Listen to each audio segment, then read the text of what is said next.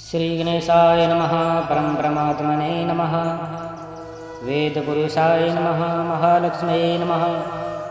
महासरस्वत्यै नमः। श्रीगुरुचरणकमलेभ्यो नमः।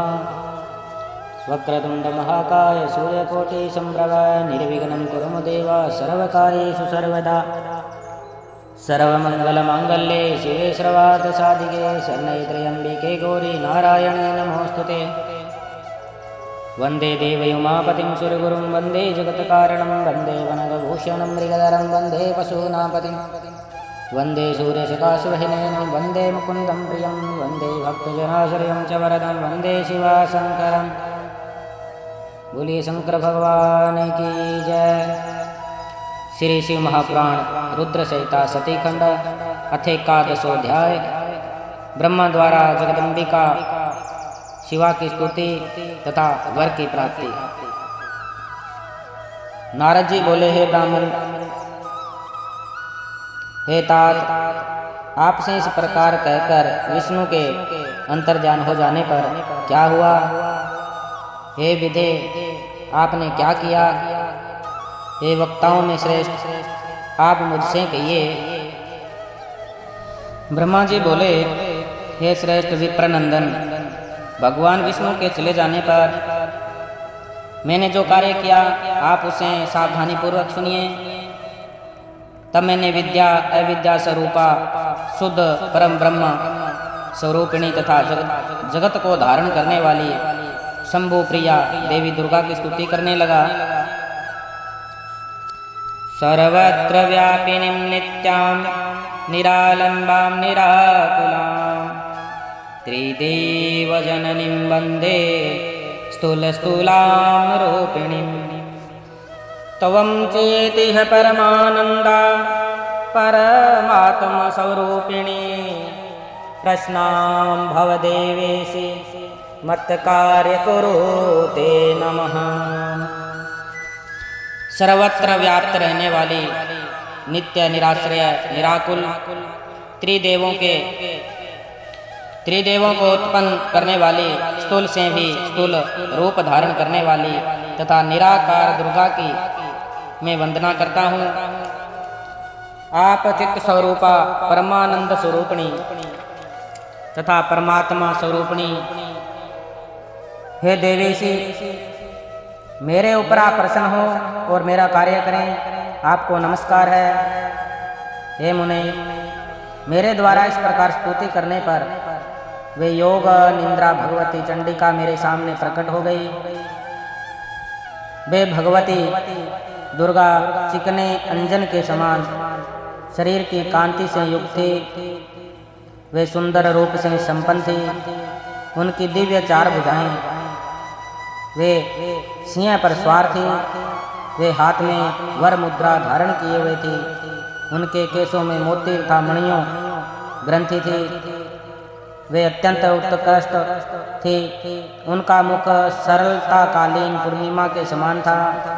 उनके मस्तक पर शुभ चंद्रमा सुशोभित हो रहा था।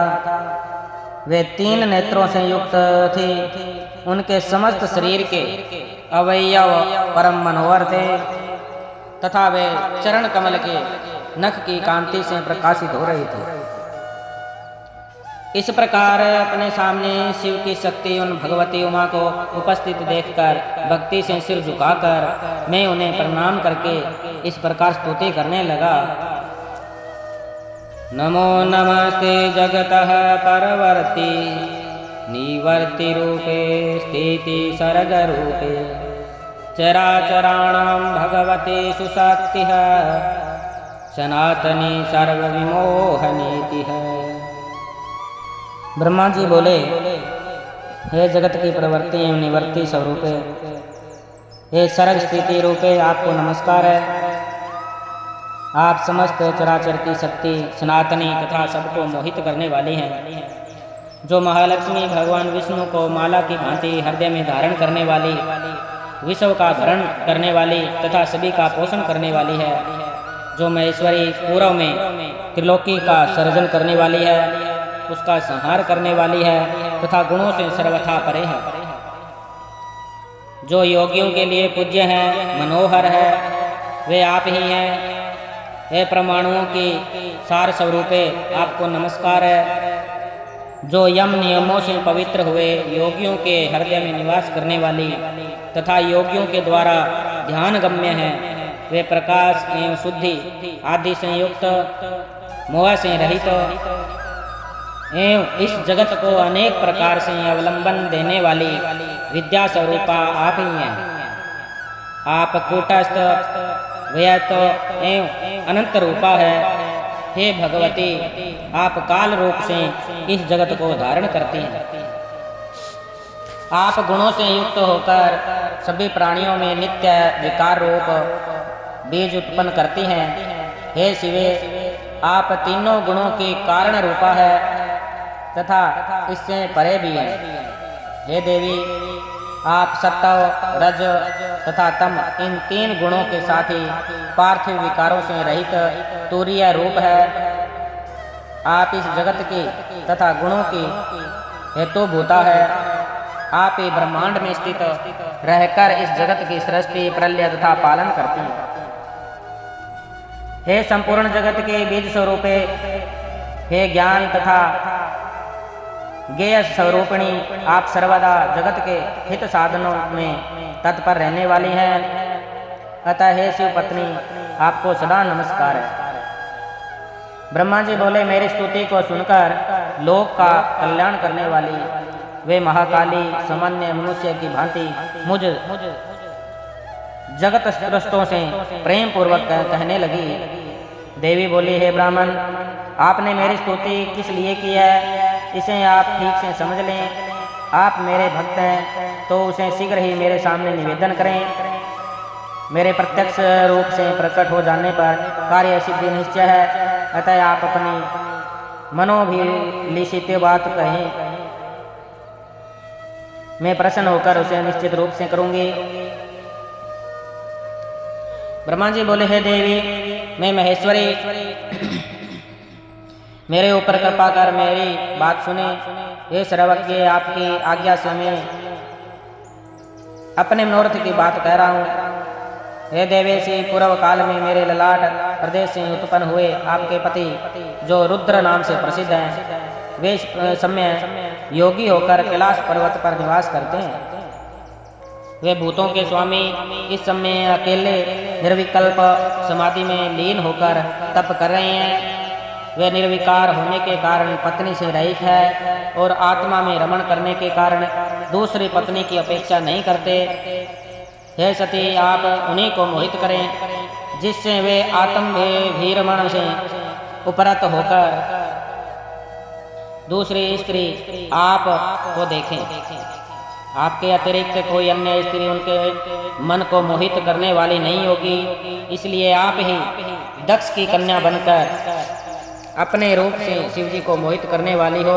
हे शिवे, आप शिव पत्नी बने। जिस प्रकार आप लक्ष्मी का रूप धारण कर विष्णु को प्रसन्न करती हैं, उसी प्रकार संसार के हित के लिए आप इस कार्य को भी वैसे ही करें। हे देवी, जब उन शिव ने स्त्री विषयक अभिलाषा मात्र से मेरी निंदा की, तो भला वे स्वेच्छा से किस प्रकार स्त्री ग्रहण कर सकते हैं। यदि वे स्त्री ग्रहण कर भी लें तो भी वे तो सृष्टि के आदि, मध्य और अंत में सदैव विरक्त रहते हैं। अतः उनसे उत्तम सृष्टि किस प्रकार होगी। हे देवी, इस प्रकार चिंतापरायण हुए मेरे लिए आपके अतिरिक्त और कोई शरणप्रद नहीं है। इसलिए विश्व कल्याण के निमित्त आप मेरे इस कार्य को करें। शिव जी को मोहित करने में न विष्णु, न लक्ष्मी, न काम और न तो मैं ही समर्थ हूँ। हे जगन माता, आपके बिना कोई भी उन्हें मोहित करने में समर्थ नहीं है। अतः आप दिव्य रूपा दक्ष पुत्री के रूप में जन्म लेकर मेरी भक्ति के आग्रह से महायोगी शिव को मोहित करें और उनकी पत्नी महेश्वरी बने। हे देवी से, इस समय दक्ष प्रजापति शीर्ष समुद्र के उत्तर तट पर आपको प्राप्त करने के उद्देश्य में मन में आपका ध्यान करते हुए दृढ़वर्ती होकर तपस्या कर रही हैं। ब्रह्मा जी बोले, मेरे इस वचन को सुनकर वे जगदम्बिका शिवा चिंतित हो उठी और विस्मित होकर अपने मन में कहने लगी। देवी बोली, वेद वक्ता और जगत करता ये विधाता महान आज्ञा से युक्त होकर कैसी बात कर रहे हैं। अहो यह महान आश्चर्य है। ब्रह्मा के चित्त में ऐसा यह दुखदायी महान मोह कैसे उत्पन्न हो गया कि वे निर्विकार परमात्मा को भी मोहित करना चाहते हैं। ये ब्रह्मा मुझसे शिव के मोह का वर चाहते हैं, इनका कौन सा लाभ है। वे प्रभु तो निर्विकल्प निर्मोह है, वे शंभु निर्विकार निर्गुण तथा परब्रह्म है, और मैं तो सदा उनकी आज्ञा से रहने वाली दासी हूँ। वे स्वतंत्र परमेश्वर शिव भक्तों के उद्धार हेतु अपने पूर्ण रूप से रुद्र नाम से अवतीर्ण हुए हैं। वे रुद्र ब्रह्मा तथा विष्णु के भी स्वामी हैं और किसी भी प्रकार शिव से कम नहीं है। वे योग का आदर करने वाले माया से रहित मायापति तथा पर से भी परे हैं। अज्ञान से मोहित ये ब्रह्मा उन्हें अपना आत्मज तथा सामान्य देवता समझकर मोहित करना चाहते हैं। यदि न ब्रह्मा को वरदान न दूं तो वेद की नीति भ्रष्ट होती है। अब मैं क्या करूं जिसे प्रभु महेश्वर मेरे ऊपर क्रोधित न हो। ब्रह्मा जी बोले, शिवा ने इस प्रकार विचार कर मन से महादेवी देवी जी का स्मरण किया। तत्पश्चात शिव जी की आज्ञा पाकर वे दुर्गा मुझसे कहने लगी। दुर्गा बोली, हे ब्राह्मण, आपने जो भी कहा है वह सब सत्य है। मुझे छोड़कर शंकर जी को मोहित करने वाली कोई दूसरी स्त्री संसार में नहीं है। आपने जो कहा कि जब तक शंकर जी दार परिग्रह नहीं करेंगे, जब तक सनातनी सृष्टि नहीं होगी, यह बात भी सत्य है। मुझ में भी महाप्रभु को मोहित करने की सामर्थ्य नहीं है, किंतु अब आपके कहने से दुगने उत्साह से युक्त होकर मैं पूर्ण प्रयत्न करूंगी। हे विधे, अब मैं वैसा उपाय करूंगी जिससे शंकर जी मोहित होकर स्वयं स्त्री ग्रहण करेंगे। जिस प्रकार महाभाग लक्ष्मी जी विष्णु प्रिया है, उसी प्रकार मैं भी सती रूप धारण कर उनकी वंशवर्तनी प्रिया पत्नी बनूंगी। वे भी जिस प्रकार से मेरे वशवर्ती बने रहे, मैं भी उन्हीं की कृपा से वैसा ही यत्न करूंगी। हे पितामह, मैं दक्ष की पत्नी के गर्भ से सती रूप से जन्म लेकर अपनी लीला के द्वारा शिव जी को प्राप्त करूंगी। जिस प्रकार संसार में अन्य प्राणी स्त्री के वश में होते हैं, उसी प्रकार मेरी भक्ति से वे महादेव जी भी स्त्री के वशवर्ती बने रहेंगे। ब्रह्मा जी बोले, हे तात, मुझसे इस प्रकार कहकर वे जगदम्बा शिवा मेरे देखते देखते वहीं अंतर्ध्यान हो गई। उनके अंतर्ध्यान हो जाने पर मैं लोक पितामह ब्रह्मा वहाँ गया जहाँ मेरे पुत्र थे, और मैंने उनसे सब कुछ वर्णन किया। इस प्रकार श्री शिव महापुराण के अंतर्गत द्वितीय रुद्र संहिता के द्वितीय खंड सती खंड में दुर्गा स्तुति ब्रह्म वर प्राप्ति वरण नामक 11वां अध्याय पूर्ण हुआ। बोलिए शंकर भगवान की जय।